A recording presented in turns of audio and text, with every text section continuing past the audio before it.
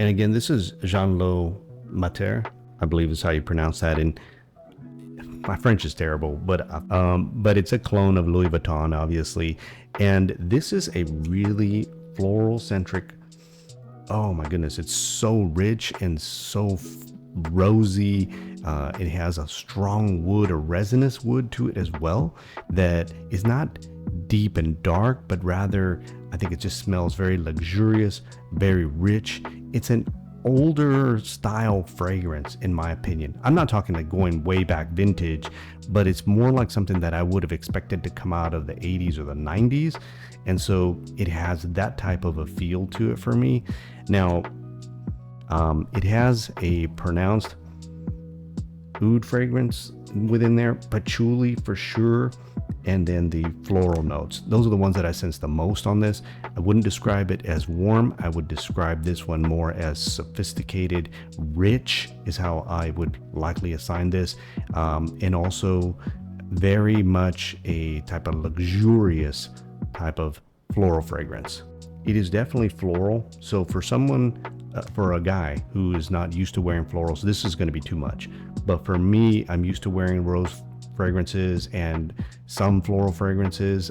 I don't really get into the sort of the white florals too much, but for me, this is rich enough. It has enough wood and enough of those resinous notes in it as well, and the patchouli in there, that I think it can be interpreted definitely as masculine to some noses. Although for some who aren't familiar with it, right away they're going to pick up on the rose, maybe say, oh, this smells very much like a grandma scent or something of that nature.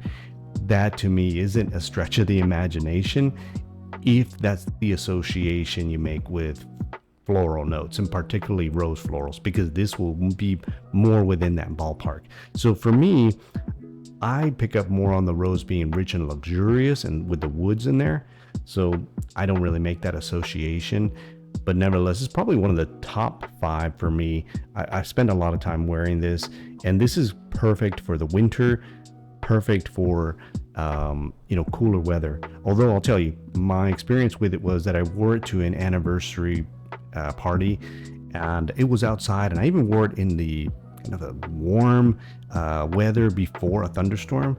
And in that, it was just really kind of pushing the entire time. So it has great performance, and it created this sort of projection bubble around me that I think was probably a little bit much for that type of environment. This is likely more suited for a cooler environment. But even then, I mean, I had just a light spray on my clothing, and it was pushing the entire time.